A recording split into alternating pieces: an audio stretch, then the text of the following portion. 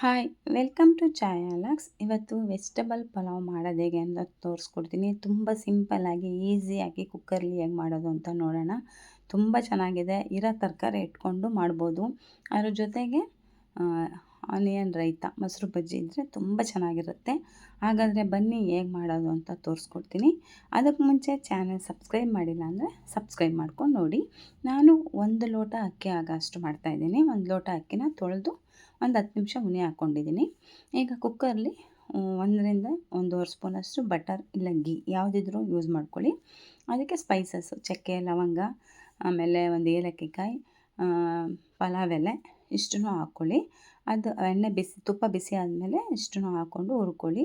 ಇದಾದಮೇಲೆ ನಾನು ಈರುಳ್ಳಿ ಕಟ್ ಮಾಡಿ ಇಟ್ಕೊಂಡಿದ್ದೀನಿ. ಆ ಈರುಳ್ಳಿ ಮತ್ತು ಹಸಿಮೆಣಸಿನ್ಕಾಯಿ ಖಾರಕ್ಕೆ ಒಂದು 2ರಿಂದ 3 ಹಸಿಮೆಣಸಿನ್ಕಾಯಿ ಮತ್ತು ಈರುಳ್ಳಿ ಕಟ್ ಮಾಡಿರೋದನ್ನ ಹಾಕಿ ನೀಟಾಗಿ ಹುರ್ಕೋಬೇಕು. ನಿಮಗೆ ಖಾರ ಜಾಸ್ತಿ ಬೇಕು ಅಂದರೆ ಸ್ವಲ್ಪ ಹಸಿಮೆಣಸಿನ್ಕಾಯಿ ಜಾಸ್ತಿ ಹಾಕ್ಕೊಳ್ಳಿ. ನಾನು 1 ಲೋಟ ಅಕ್ಕಿಗೆ ಮಾಡ್ತಾ ಇರೋದ್ರಿಂದ ಒಂದು 2ರಿಂದ 3 ಹಸಿಮೆಣಸಿನ್ಕಾಯಿನ ಉದ್ದುದ್ದು ಕಟ್ ಮಾಡಿಬಿಟ್ಟು ಹಾಕೋತಾ ಇದ್ದೀನಿ. ಅದೇ ರೀತಿ ಈರುಳ್ಳಿನೂ ಅಷ್ಟೇ.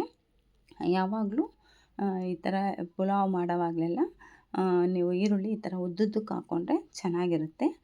ಸಣ್ಣಕ್ಕೆ ಕಟ್ ಮಾಡ್ಕೋಬೇಡಿ. ಈ ಥರ ಉದ್ದುದ್ದಕ್ಕೆ ಕಟ್ ಮಾಡ್ಕೊಳ್ಳಿ. ಉಪ್ಪಿಟ್ಟಿಗೆ ಮಾಡೋಂಗೆ ಚೆನ್ನಾಗಿರುತ್ತೆ. ಈಗ ಇದನ್ನು ನೀಟಾಗಿ ಹುರ್ಕೊಳ್ಳೋಣ ಸ್ವಲ್ಪ ಹೊತ್ತು. ಇದಕ್ಕೆ ಸ್ವಲ್ಪ ಶುಂಠಿ ಬೆಳ್ಳುಳ್ಳಿ ಪೇಸ್ಟು ನೀವು ಬೇಕಾದ್ರೆ ಇದಕ್ಕೆ ನಾನು ತೆಂಗಿನಕಾಯಿ ಆಡ್ಸಾಕ್ತಾಯಿದ್ದೀನಿ. ಆಗಬೇಕಾದ್ರೂ ಶುಂಠಿ ಬೆಳ್ಳುಳ್ಳಿ ಹಾಕ್ಕೋಬೋದು. ನಾನು ಶುಂಠಿ ಬೆಳ್ಳುಳ್ಳಿ ಪೇಸ್ಟ್ ಇದ್ದಿದ್ದರಿಂದ ನಾನು ಈಗ ಈರುಳ್ಳಿ ಫ್ರೈ ಮಾಡೋವಾಗಲೇ ಹಾಕ್ಕೊಂಡು ಫ್ರೈ ಮಾಡ್ಕೊತಾ ಇದ್ದೀನಿ. ಅದ್ರ ಜೊತೆಗೆ ಒಂದು 2ರಿಂದ 3 ಟೊಮೊಟೊ ಹಣ್ಣು ಕಟ್ ಮಾಡಿ ಇಟ್ಕೊಂಡಿದ್ದೀನಿ. ಅದನ್ನು ಈ ರೀತಿ ಹಾಕಿ ನೀಟಾಗಿ ಫ್ರೈ ಮಾಡ್ಕೊತಾ ಇದ್ದೀನಿ. ಈಗಲೇ ನಾನು ಉಪ್ಪನ್ನ ಹಾಕ್ಬಿಟ್ಟಿದ್ದೀನಿ. ಉಪ್ಪು ಹಾಕಿದ್ರೆ ಬೇಗ ಟೊಮೊಟೊ ಈರುಳ್ಳಿ ನೀಟಾಗಿ ಫ್ರೈ ಆಗುತ್ತೆ ಅಂತ ಉಪ್ಪು ಹಾಕ್ಬಿಟ್ಟು ಫ್ರೈ ಮಾಡಿಕೊಂಡೆ.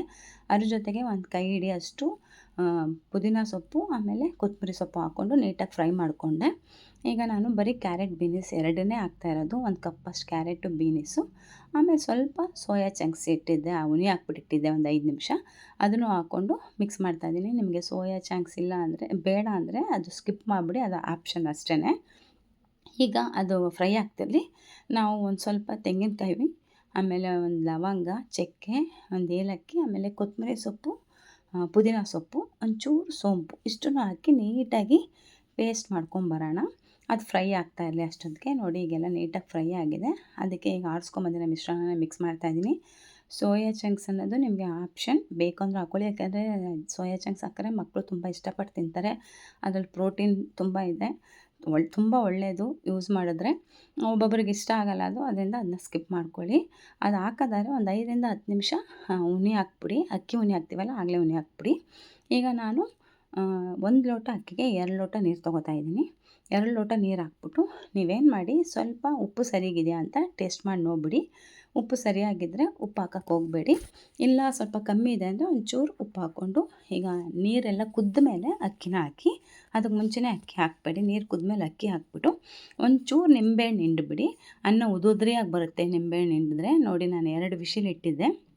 2 ವಿಶಿಲ್ ಆದಮೇಲೆ ಕುಕ್ಕರ್ ಓಪನ್ ಮಾಡಿ ನೋಡಿದಾಗ ಅನ್ನ ಎಷ್ಟು ಉದುದ್ರಿ ಆಗಿ ಬಂದಿದೆ ನೋಡಿ. ನೀಟಾಗಿ ಎಲ್ಲ ಮಿಕ್ಸ್ ಮಾಡ್ಕೊಳ್ಳಿ. ಮಸಾಲೆ ಎಲ್ಲ ಕಡೆ ಮಿಕ್ಸ್ ಆಗಬೇಕು. ಇದು ತುಂಬ ಚೆನ್ನಾಗಿ ತುಂಬ ಟೇಸ್ಟಾಗಿರುತ್ತೆ. ಲಾಸ್ಟಲ್ಲಿ ಕುಕ್ಕರ್ ಮುಚ್ಚೋಕ್ಕೆ ಮುಂಚೆ ಒಂಚೂರು ನಿಂಬೆಹಣ್ಣು ಹಿಂಡ್ಕೊಂಬಿಡಿ. ಅನ್ನ ಉದುದ್ರಿಯಾಗಿ ಬರುತ್ತೆ. ಖಂಡಿತ ನೀವೆಲ್ಲ ಮನೇಲಿ ಟ್ರೈ ಮಾಡಿ ನೋಡಿ. ಸಿಂಪಲ್ಲಾಗಿ ಬೇಗ ಈಸಿಯಾಗಿ ಲಂಚ್ ಬಾಕ್ಸ್ಗೋ ಇಲ್ಲ ಬೆಳಗ್ಗೆ ಬ್ರೇಕ್ಫಾಸ್ಟ್ಗೋ ಈಸಿಯಾಗಿ ಮಾಡ್ಕೋಬೋದು. ಇದ್ರ ಜೊತೆಗೆ ನಾನು ಮೊಸರು ಬಜ್ಜಿ ಮಾಡ್ಕೊಂಡಿದ್ದೀನಿ.